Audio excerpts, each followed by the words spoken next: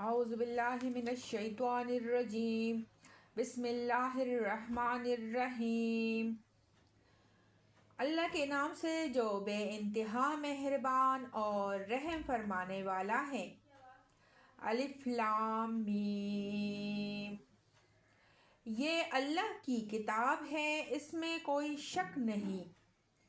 ہدایت ہے ان پرہیزگار لوگوں کے لیے جو غیب پر ایمان لاتے ہیں، نماز قائم کرتے ہیں، جو رزق ہم نے ان کو دیا ہے اس میں سے خرچ کرتے ہیں، جو کتاب تم پر نازل کی گئی ہے یعنی قرآن، اور جو کتابیں تم سے پہلے نازل کی گئی تھی، ان سب پر ایمان لاتے ہیں اور آخرت پر یقین رکھتے ہیں۔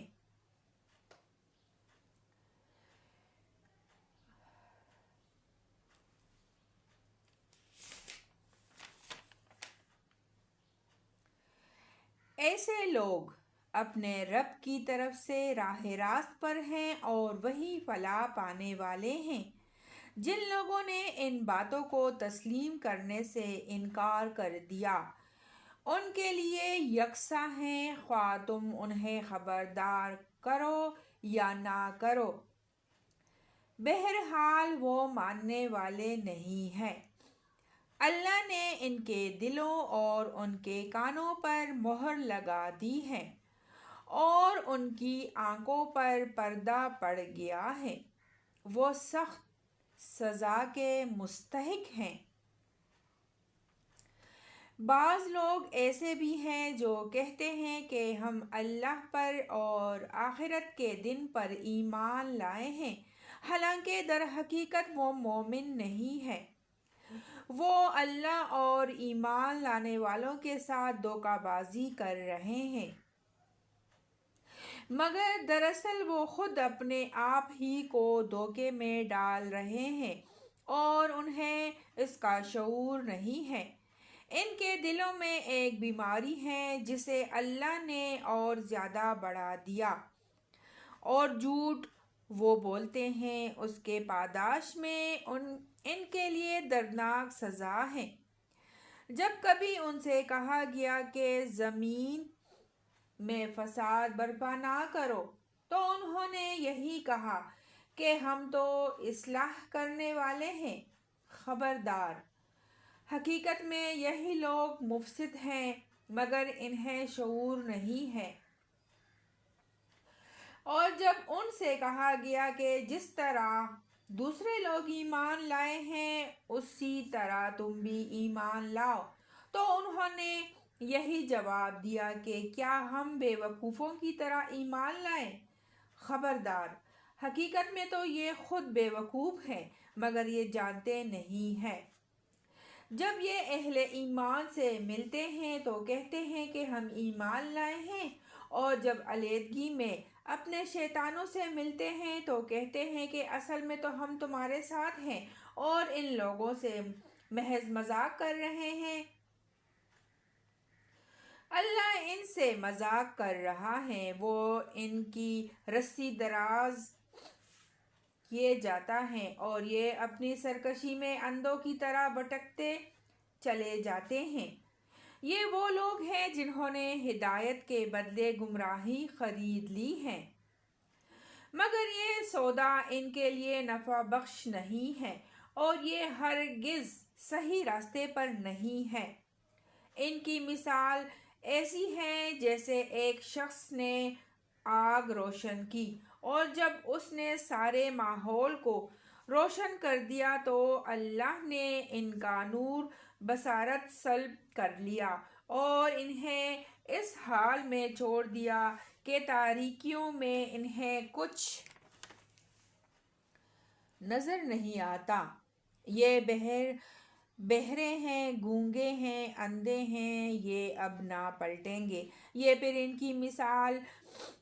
ان کی مثال یوں سمجھو کہ آسمان سے زور کی بارش ہو رہی ہے اور اس کے ساتھ اندھیری، گھٹا اور کڑک اور چمک بھی ہے۔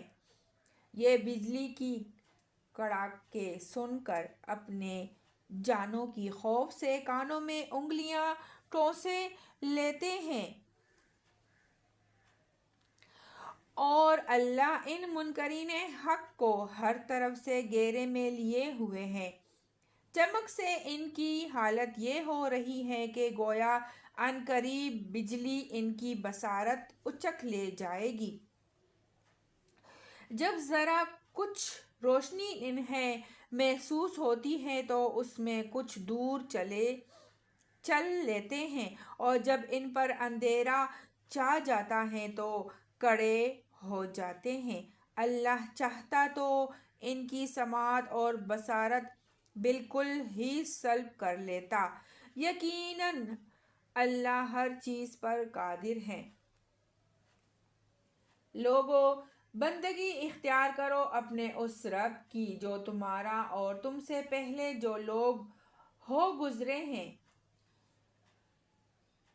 ان سب کا خالق ہے۔ تمہارے بچنے کی توقع ایسی صورت سے ہو سکتی ہے، وہی تو ہے جس نے تمہارے لیے زمین کا فرش بچھایا، آسمان کی چھت بنائی، اوپر سے پانی برسایا اور اس کے ذریعے سے ہر طرح کی پیداوار نکال کر تمہارے لیے رزق بہم پہنچایا۔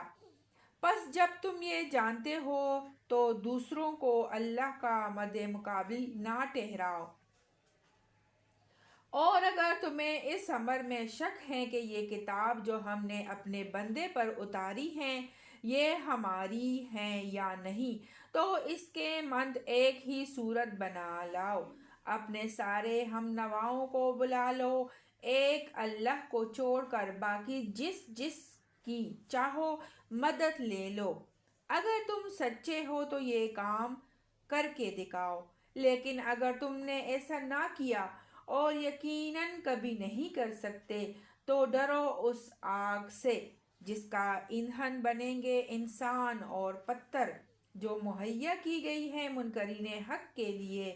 اور اے پیغمبر صلی اللہ علیہ وآلہ وسلم، جو لوگ اس کتاب پر ایمان لے آئے اور اس کے مطابق اپنے عمل درست کر لیے، انہیں خوشخبری دے دو کہ ان کے لیے ایسے باغ ہیں جن کے نیچے نہریں بہتی ہوں گی۔ ان باغوں کے پھل صورت میں دنیا کے پھلوں سے ملتے جلتے ہوں گے۔ جب کوئی پھل انہیں کھانے کو دیا جائے گا تو وہ کہیں گے کہ ایسے ہی پھل اس سے پہلے دنیا میں ہم کو دیے جاتے تھے۔ ان کے لیے وہاں پاکیزہ بیویاں ہوں گی اور وہ وہاں ہمیشہ رہیں گے۔ ہاں، اللہ اس سے ہرگز نہیں شرماتا کہ مچھر یا اس سے بھی حقیر تر کسی چیز کی تمثیلیں دے۔ جو لوگ حق بات کو قبول کرنے والے ہیں وہ انہی تمثیلوں کو دیکھ کر جان لیتے ہیں کہ یہ حق ہیں جو ان کے رب ہی کی طرف سے آیا ہے، اور جو ماننے والے نہیں ہیں وہ انہیں سن کر کہنے لگتے ہیں کہ ایسی تمثیلوں سے اللہ کو کیا سروکار۔ اس طرح اللہ ایک ہی بات سے بہتوں کو گمراہی میں مبتلا کر دیتا ہے اور بہتوں کو راہ راست دکھا دیتا ہے، اور اس سے گمراہی میں وہ انہی کو مبتلا کرتا ہے جو فاسق ہیں۔ اللہ کے عہد کو مضبوط باندھ لینے کے بعد توڑ دیتے ہیں۔ اللہ نے جسے جوڑنے کا حکم دیا ہے اسے کاٹتے ہیں اور زمین میں فساد برپا کرتے ہیں۔ حقیقت میں یہی لوگ نقصان اٹھانے والے ہیں۔ تم اللہ کے ساتھ کفر کا رویہ کیسے اختیار کرتے ہو حالانکہ تم بے جان تھے؟ اس نے تم کو زندگی عطا کی، پھر وہی تمہاری جان سلب کرے گا، پھر وہی تمہیں دوبارہ زندگی عطا کرے گا، پھر اسی کی طرف تمہیں پلٹ کر جانا ہے۔ وہی تو ہے جس نے تمہارے لیے زمین کی ساری چیزیں پیدا کیں، پھر وہی تو ہے جس نے تمہارے لیے زمین کی ساری چیزیں پیدا کیں، پھر اوپر کی طرف توجہ فرمائی اور 7 آسمان استوار کیے، اور وہ ہر چیز کا علم رکھنے والا ہے۔ پھر ذرا اس وقت کا تصور کرو جب تمہارے رب نے فرشتوں سے کہا تھا کہ میں زمین میں ایک خلیفہ بنانے والا ہوں۔ انہوں نے عرض کیا، کیا آپ زمین میں کسی ایسے کو مقرر کرنے والے ہیں جو اس کے انتظام کو بگاڑ دے گا اور خون ریزہ کرے گا؟ آپ کی حمد و ثنا کے ساتھ تسبیح اور آپ کی تقدیس تو ہم ہی کر رہے ہیں۔ فرمایا، میں جانتا ہوں جو کچھ تم نہیں جانتے۔ اس کے بعد اللہ نے آدم کو ساری چیزوں کے نام سکھائے، پھر انہیں فرشتوں کے سامنے پیش کیا اور فرمایا، اگر تمہارا خیال صحیح ہے کہ کسی خلیفہ کی تقرر سے انتظام بگڑ جائے گا تو ذرا ان چیزوں کے نام بتاؤ۔ انہوں نے عرض کیا، نقص سے پاک تو آپ ہی کی ذات ہے، ہم تو بس اتنا ہی علم رکھتے ہیں جتنا آپ نے ہم کو دے دیا ہے۔ حقیقت میں سب کچھ جاننے اور سمجھنے والا آپ کے سوا کوئی نہیں۔ پھر اللہ نے آدم سے کہا، تم انہیں ان چیزوں کے نام بتاؤ۔ جب اس نے ان کو ان سب کے نام بتا دیے تو اللہ نے فرمایا، میں نے تم سے کہا نہ تھا کہ میں آسمانوں اور زمین کی وہ ساری حقیقتیں جانتا ہوں جو تم سے مخفی ہیں؟ جو کچھ تم ظاہر کرتے ہو وہ بھی مجھے معلوم ہے، اور جو کچھ تم چھپاتے ہو اسے بھی میں جانتا ہوں۔ پھر جب ہم نے فرشتوں کو حکم دیا کہ آدم کے آگے جھک جاؤ تو سب جھک گئے مگر ابلیس نے انکار کیا۔ وہ اپنی بڑائی کے گھمنڈ میں پڑ گیا اور نافرمانوں میں شامل ہو گیا۔ اور پھر ہم نے آدم سے کہا کہ تم اور تمہاری بیوی دونوں جنت میں رہو اور یہاں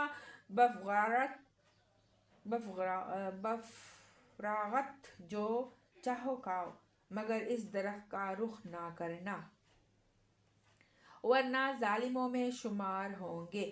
آخر کار شیطان نے ان دونوں کو اس درخت کی ترغیب دی کہ ہمارے حکم کی پیروی سے ہٹا دیا اور انہیں اس حالت سے نکلوا کر چھوڑا جس میں وہ تھے۔ ہم نے حکم دیا کہ اب تم سب یہاں سے اتر جاؤ، تم ایک دوسرے کے دشمن ہو اور تمہیں ایک خاص وقت تک زمین میں ٹہلنا اور وہی گزر بسر کرنا ہے۔ اس وقت آدم نے اپنے رب سے چند کلمات سیکھ کر توبہ کی، جس کو اس کے رب نے قبول کر لیا کیونکہ وہ بڑا معاف کرنے والا اور رحم فرمانے والا ہے۔ ہم نے کہا کہ تم سب یہاں سے اتر جاؤ، پھر جو میری طرف سے کوئی ہدایت تمہارے پاس پہنچے تو جو لوگ میری اس ہدایت کی پیروی کریں گے ان کے لیے کسی خوف اور رنج کا موقع نہ ہوگا، اور جو اس کو قبول کرنے سے انکار کریں گے اور ہماری آیات کو جھٹلائیں گے وہ آگ میں جانے والے ہیں جہاں وہ ہمیشہ رہیں گے۔ اے بنی اسرائیل، ذرا خیال کرو میری اس نعمت کا جو میں نے تم کو عطا کی تھی۔ میرے ساتھ تمہارا جو عہد تھا اسے تم پورا کرو، تو میرا جو عہد تمہارے ساتھ تھا اسے میں پورا کروں، اور مجھ ہی سے تم ڈرو، اور میں نے جو کتاب بھیجی ہے اس پر ایمان لاؤ۔ یہ اس کتاب کی تائید میں ہے جو تمہارے پاس پہلے سے موجود تھی، لہٰذا سب سے پہلے تم ہی اس کے منکر نہ بن جاؤ، تھوڑی قیمت پر میری آیات کو نہ بیچ ڈالو اور میرے غضب سے بچو۔ باطل کا رنگ چڑھا کر حق کو مشتبہ نہ بناؤ، اور نہ جانتے بوجھتے حق کو چھپانے کی کوشش کرو۔ نماز قائم کرو، زکوٰۃ دو، اور جو لوگ میرے آگے جھک رہے ہیں ان کے ساتھ تم بھی جھک جاؤ۔ تم دوسروں کو تو نیکی کا راستہ اختیار کرنے کے لیے کہتے ہو مگر اپنے آپ کو بھول جاتے ہو، حالانکہ تم کتاب کی تلاوت کرتے ہو۔ کیا تم عقل سے بالکل ہی کام نہیں لیتے؟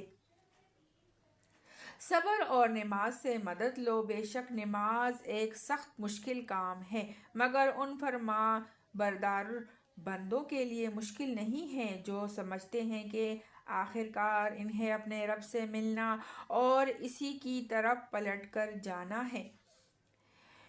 اے بنی اسرائیل، یاد کرو میرے اس نعمت کو جس سے میں نے تمہیں نوازا تھا، اور اس بات کو کہ میں نے تمہیں دنیا کی ساری قوموں پر فضیلت عطا کی تھی، اور ڈرو اس دن سے جب کوئی کسی کے ذرا کام نہ آئے گا، نہ کسی کی طرف سے سفارش قبول ہوگی، نہ کسی کو فدیہ لے کر چھوڑا جائے گا، اور نہ مجرموں کو کہیں سے مدد مل سکے گی۔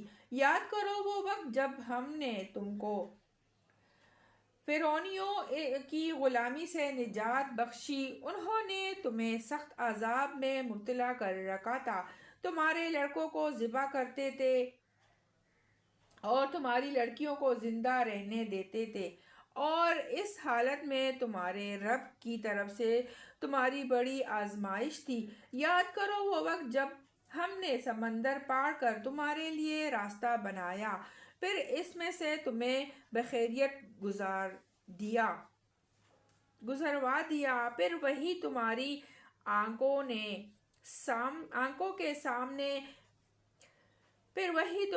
آنکھوں کے سامنے فرعونیوں کو غرقاب کیا۔ یاد کرو جب ہم نے موسیٰ کو 40 شبانہ روز کی قرارداد پر بلایا تو اس کے پیچھے تم بچڑے کو اپنا معبود بنا بیٹھے۔ اس وقت تم نے بڑی زیادتی کی تھی، مگر اس پر بھی ہم نے تمہیں معاف کر دیا کہ شاید اب تم شکر گزار بنو۔ یاد کرو کہ ٹھیک اس وقت جب تم یہ ظلم کر رہے تھے، ہم نے موسیٰ کو کتاب اور فرقان عطا کی تاکہ تم اس کے ذریعے سے سیدھا راستہ پا سکو۔ یاد کرو جب موسیٰ یہ نعمت لیے ہوئے پلٹا تو اس نے اپنی قوم سے کہا کہ لوگو، تم نے بچڑے کو معبود بنا کر اپنے اوپر سخت ظلم کیا ہے، لہٰذا تم لوگ اپنے خالق کے حضور توبہ کرو اور اپنی جانوں کو ہلاک کرو، اسی میں تمہارے خالق کے نزدیک تمہاری بہتری ہے۔ اس وقت تمہارے خالق نے تمہاری توبہ قبول کر لی کہ وہ بڑا معاف کرنے والا اور رحم فرمانے والا ہے۔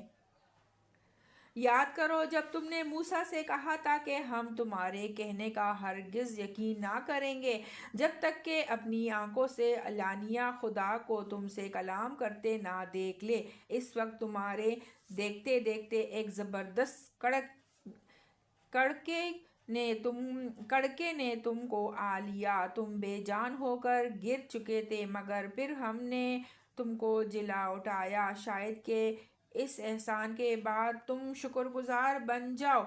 ہم نے تم پر ابر کا سایہ کیا، من سلویٰ کی غذا تمہارے لیے فراہم کی، اور تم سے کہا کہ جو پاک چیزیں ہم نے تمہیں بخشی ہیں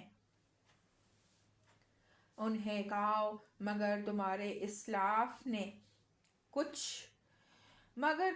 اسلاف نے جو کچھ کیا وہ ہم پر ان کا ظلم نہ تھا، بلکہ انہوں نے آپ اپنے ہی اوپر ظلم کیا۔ پھر یاد کرو جب ہم نے کہا تھا کہ یہ بستی جو تمہارے سامنے ہے اس میں داخل ہو جاؤ، اس کی پیداوار جس طرح چاہو مزے سے کھاؤ، مگر بستی کے دروازے میں سجدہ ریز ہوتے ہوئے داخل ہونا اور کہتے جانا، حطّاتٌ حطّاتٌ، ہم تمہاری خطاؤں سے درگزر کریں گے اور نیکوکاروں کو مزید فضل اور کرم سے نوازیں گے۔ مگر جو بات ان سے کہی گئی تھی ظالموں نے اسے بدل کر کچھ اور کر دیا۔ آخر کار ہم نے ظلم کرنے والوں پر آسمان سے عذاب نازل کیا۔ یہ سزا تھی ان نافرمانیوں کی جو وہ کر رہے تھے۔ یاد کرو جب موسیٰ نے اپنے قوم کے لیے پانی کی دعا کی تو ہم نے کہا کہ فلاں چٹان پر اپنا عصا مارو، چنانچہ اس سے 12 چشمے پھوٹ نکلے اور ہر قبیلے نے جان لیا کہ کون سی جگہ اس کے پانی لینے کی ہے۔ اس وقت یہ ہدایت کر دی گئی تھی کہ اللہ کا دیا ہوا رزق کھاؤ پیو اور زمین میں فساد نہ پھیلاتے پھرو۔ یاد کرو جب تم نے کہا تھا کہ اے موسیٰ ہم ایک ہی طرح کے کھانے پر صبر نہیں کر سکتے، اپنے رب سے دعا کرو کہ ہمارے لیے زمین کی پیداوار، ساگ، ترکاری، کیڑا ککڑی، گیہوں، لہسن، پیاز، دال وغیرہ پیدا کرے۔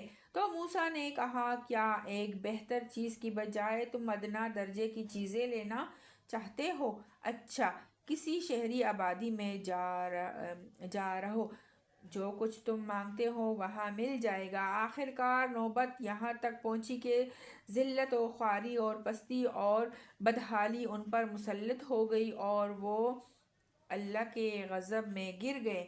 یہ نتیجہ تھا اس کا کہ وہ اللہ کی آیات سے کفر کرنے لگے اور پیغمبروں کو ناحق قتل کرنے لگے۔ یہ نتیجہ تھا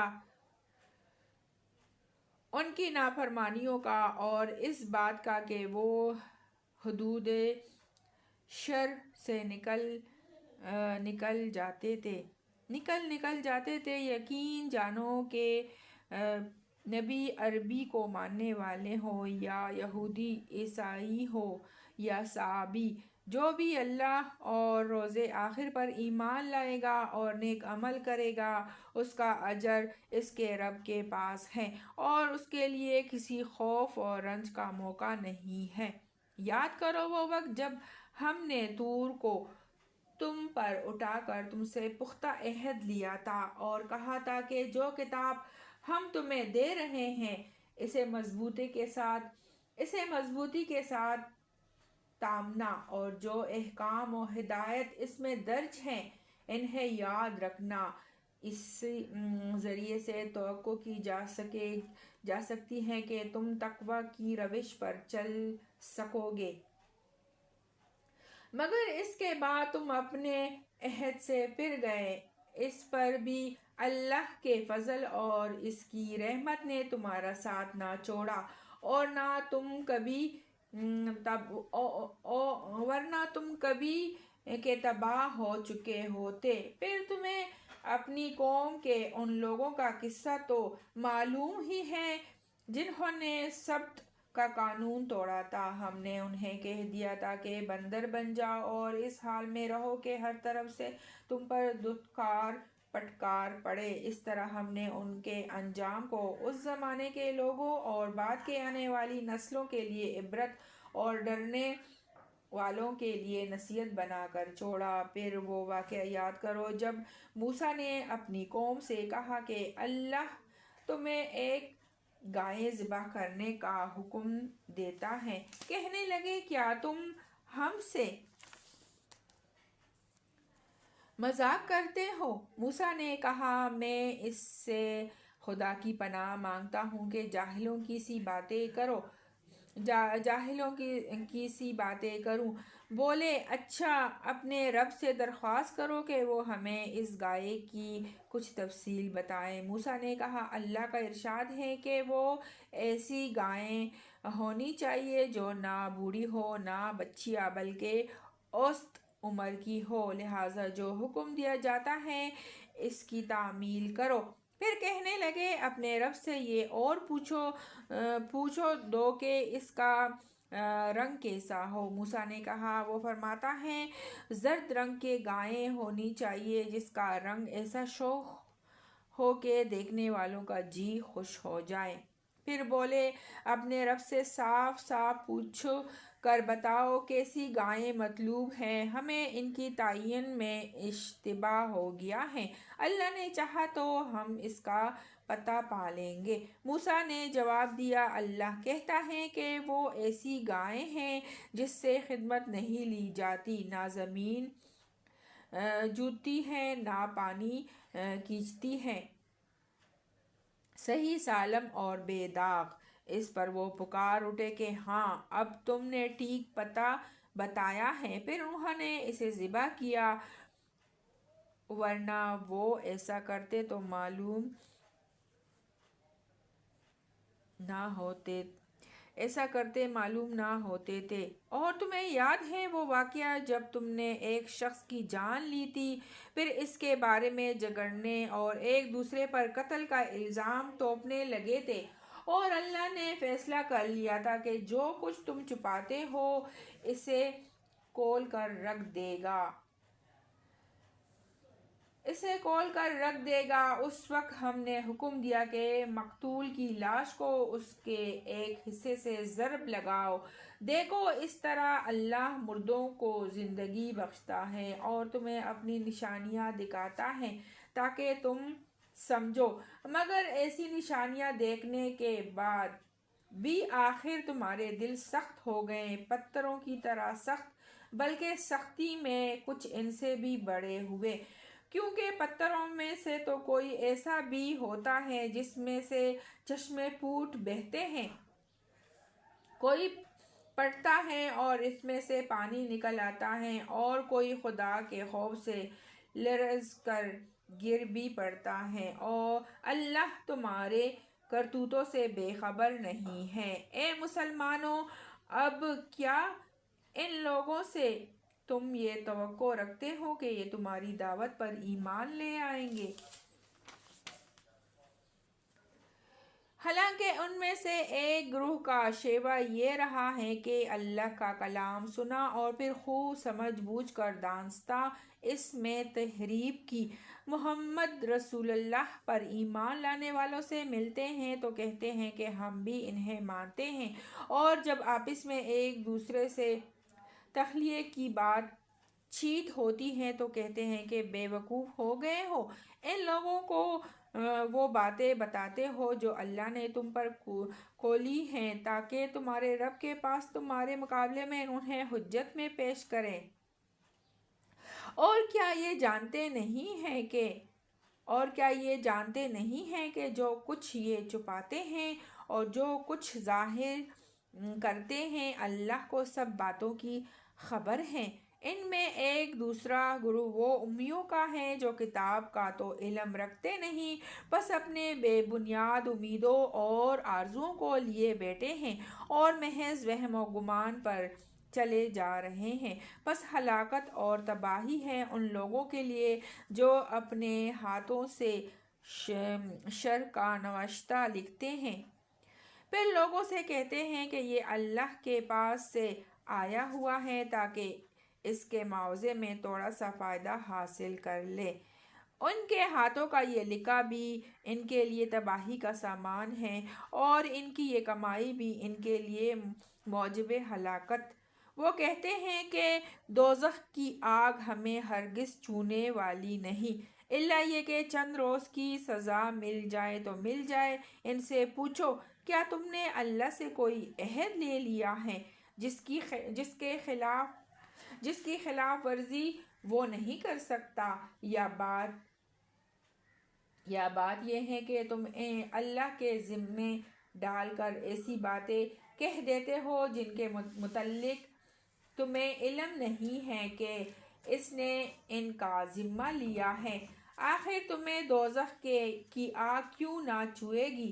جو بھی بدی کمائے گا اور اپنی خطا کاری کے چکر میں پڑا رہے گا وہ دوزخی ہے، اور دوزخ ہی میں وہ ہمیشہ رہے گا، اور جو لوگ ایمان لائیں گے اور نیک عمل کریں گے وہی جنتی ہیں اور جنت میں وہ ہمیشہ رہیں گے۔ صدق اللہ العظیم۔ اب ہم اس کی تفسیر پڑھیں گے۔ سورہ بقرہ نصف تک ہم نے پڑھا ہے، اس کی تفسیر ہم پڑھیں گے۔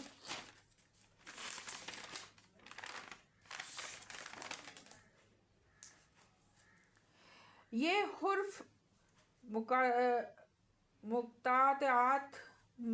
مقطعات قرآن مجید کی بعض صورتوں کے آغاز میں پائے جاتے ہیں۔ مفسرین نے ان کے مختلف معنی بیان کیے ہیں، مگر ان کے کسی معنی پر اتفاق نہیں ہے، اور ان کے معنی کا جاننا اس لیے غیر ضروری ہے کہ انہیں اگر آدمی نہ جانے تو قرآن سے ہدایت حاصل کرنے میں کوئی کسر نہیں رہ جاتی۔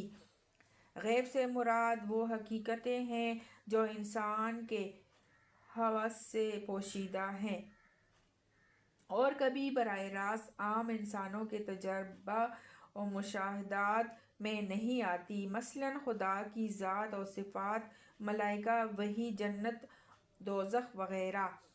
اقامت صلاۃ کے معنی صرف یہی نہیں ہے کہ آدمی پابندی کے ساتھ نماز ادا کرے، بلکہ اس کا مطلب یہ ہے کہ اجتماعی طور پر نماز کا نظام باقاعدہ قائم کیا جائے۔ اگر کسی بستی میں ایک شخص انفرادی طور پر نماز کا پابند ہو لیکن جماعت کے ساتھ اس فرض کے ادا کرنے کا نظم نہ ہو تو یہ نہیں کہا جا سکتا کہ وہاں نماز قائم کی جا رہی ہے۔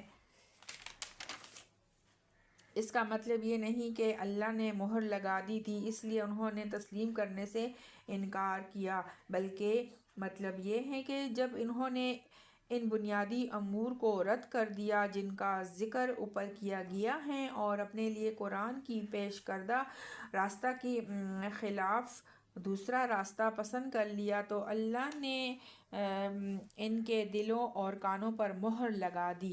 بیماری سے مراد منافقت کی بیماری ہے، اور اللہ کے اس بیماری میں اضافہ کرنے کا مطلب یہ ہے کہ منافق کو اللہ فوراً سزا نہیں دے دیتا بلکہ اسے ڈھیل دیتا چلا جاتا ہے اور منافق اور زیادہ منافق بناتا چلا جاتا ہے۔ مطلب یہ ہے کہ جب ایک اللہ کے بندے نے روشنی پھیلائی اور حق کو باطل سے چاٹ کر بالکل نمایاں کر دیا تو لوگ دیدہ بینا رکھتے تھے، ان پر تو ساری حقیقتیں روشن ہو گئی، مگر یہ منافق جو نفس پرستی میں اندھے ہو رہے تھے ان کو اس روشنی میں کچھ نظر نہ آیا۔ پہلی مثال ان منافقین کی تھی جو دل میں قطعی منکر تھے اور کسی غرض اور مصلحت سے مسلمان بن گئے تھے، اور یہ دوسری مثال ان کی ہے جو شک اور تذبذب اور ضعف ایمان میں مبتلا تھے، کچھ حق کے قائل بھی تھے مگر ایسی حق پرستی کے قائل نہ تھے کہ اس کی خاطر تکلیفوں اور مصیبتوں کو بھی برداشت کر جائیں۔ یعنی دنیا میں غلط بینی اور غلط کاری سے اور آخرت میں خدا کے عذاب سے بچنے کی توقع۔ دوسروں کو اللہ کا مد مقابل ٹھہرانے سے مراد یہ ہے کہ بندگی اور عبادت کی مختلف اقسام میں سے کسی قسم کا رویہ خدا کے سوا دوسروں کے ساتھ برتا جائے، یعنی وہاں صرف تم ہی دوزخ کا ایندھن نہ بنو گے بلکہ تمہارے وہ بت بھی وہاں تمہارے ساتھ ہی موجود ہوں گے جنہیں تم نے اپنا معبود مسجود بنا رکھا ہے۔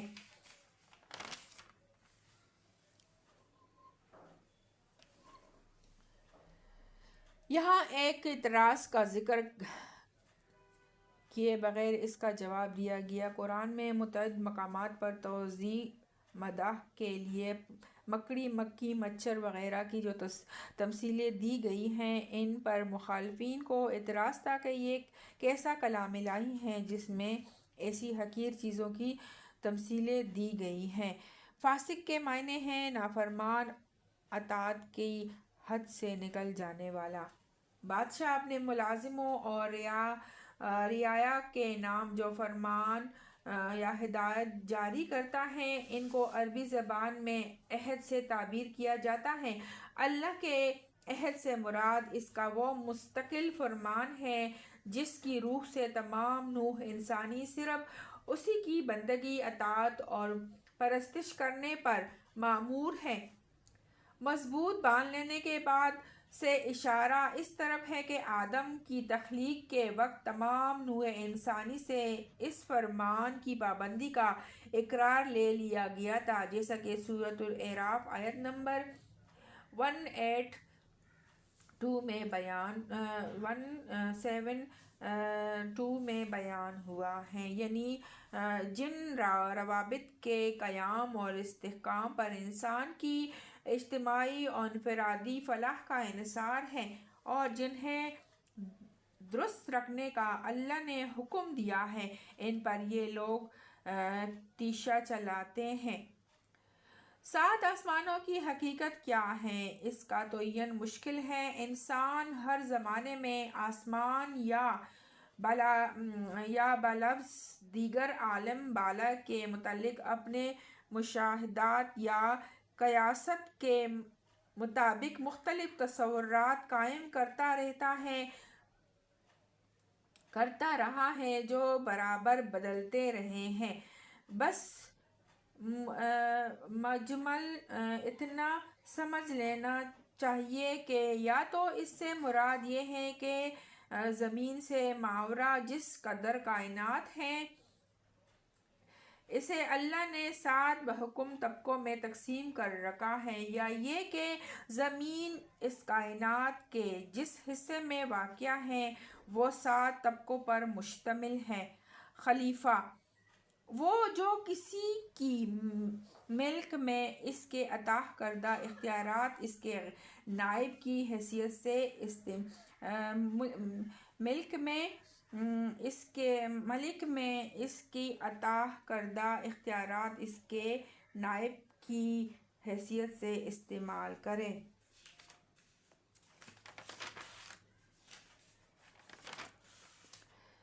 توڑی قیمت سے مراد وہ دنیاوی فائدے ہیں جن کی خاطر یہ لوگ اللہ کے احکام اور اس کی ہدایت کو رد کر رہے تھے۔ حق فروشی کے معاوضے میں خواہ انسان دنیا بھر کی دولت لے لے، بہرحال وہ توڑی قیمت ہی ہے، کیونکہ حق یقیناً اس سے گراں تر چیز ہے۔ اس کا یہ مطلب نہیں کہ ہمیشہ کے لیے تمہیں تمام دنیا کی قوموں سے افضل قرار دیا تھا، بلکہ مطلب یہ ہے کہ ایک وقت تھا جب دنیا کی قوموں میں تم ہی وہ ایک قوم تھے جس کے پاس اللہ کا دیا ہوا علم حق تھا اور جسے اقوام عالم کا امام اور رہنما بنا دیا گیا تھا تاکہ وہ بندگی رب کے راستے پر سب قوموں کو بلائے اور چلائے۔ آل فرعون کا ترجمہ ہم نے اس لفظ سے کیا ہے۔ اس میں خاندان فرعونیہ اور مصر کا حکمرانہ طبقہ دونوں شامل ہیں، یعنی مصر سے نجات پانے کے بعد جب بنی اسرائیل جزیرہ نمائے سینا میں پہنچ گئے تو حضرت موسیٰ کو اللہ نے 40 شب و روز کے لیے کوہ طور پر طلب فرمایا تاکہ وہاں اس قوم کے لیے جواب آزاد ہو چکی تھی قوانین شریعت اور عملی زندگی کی ہدایت عطا کی جائے۔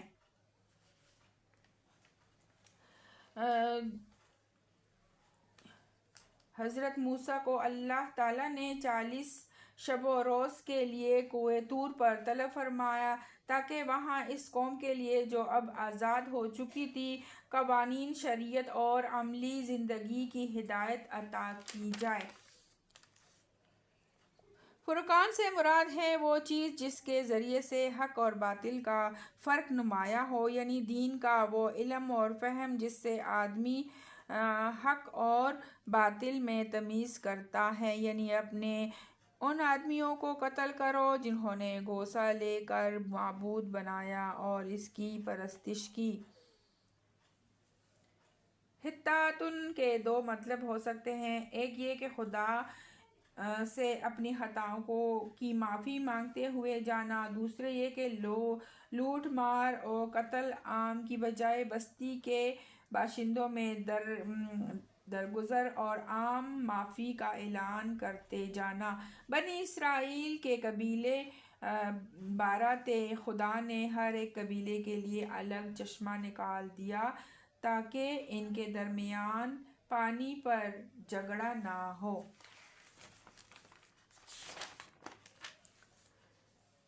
سلسلہ عبارت کو پیش نظر رکھنے سے یہ بات خود بخود واضح ہو جاتی ہے کہ یہاں ایمان اور اعمال صالح کی تفصیلات بیان کرنا مقصود نہیں ہے کہ کن کن باتوں کو آدمی مانے اور کیا کیا اعمال کرے تو خدا کے ہاں اجر کا مستحق ہوگا۔ یہاں تو یہودیوں کے اس زعم باطل کی تردید مقصود ہے کہ وہ صرف یہودی گروہ کو نجات کا اجارہ دار سمجھتے تھے اور اس خیال خام میں مبتلا تھے کہ جو ان کے گروہ سے تعلق رکھتا ہے وہ خواہ اعمال اور عقائد کے لحاظ سے کیسا ہی ہو، بہرحال نجات اس کے لیے مقدر ہے، اور باقی تمام انسان جو ان کے گروہ سے باہر ہیں وہ صرف جہنم کا ایندھن بننے کے لیے پیدا ہوئے ہیں۔ اس غلط فہمی کو دور کرنے کے لیے فرمایا جا رہا ہے کہ اللہ کے ہاں اصل چیز تمہاری یہ گروہ بندیاں نہیں ہے، بلکہ وہاں جو کچھ اعتبار ہے وہ ایمان اور عمل صالح کا ہے۔ جو انسان بھی یہ چیز لے کر حاضر ہوگا وہ اپنے رب سے اپنا اجر پائے گا۔ خدا کے ہاں فیصلہ آدمی کی صفات پر ہوگا، نہ کہ تمہاری مردم شماری کے رجسٹروں پر۔ سبت یعنی ہفتے کا دن بنی اسرائیل کے لیے یہ قانون مقرر کیا گیا تاکہ وہ ہفتے کو آرام اور عبادت کے لیے محفوظ رکھیں اور اس روز کسی قسم کا دنیاوی کام حتیٰ کھانا پکانے کا بھی نہ خود کرے نہ اپنے خادموں سے لے۔ چونکہ بنی اسرائیل کو اہل مصر اور اپنی ہمسایہ قوموں سے گائے کی عظمت اور تقدیس اور گاؤ پرستی کے مرض کی چوٹ لگ گئی تھی اور اسی بنا پر انہوں نے مصر سے نکلتے ہی بچڑے کو معبود بنا لیا تھا، اس لیے ان کو حکم دیا گیا کہ گائیں ذبح کریں۔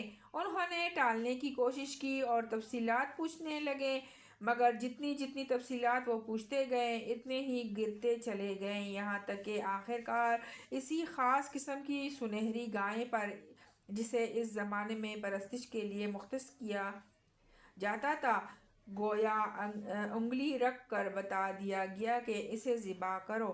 یہ خطاب مدینے کے ان 9 مسلموں سے ہے جو قریب کے زمانے ہی میں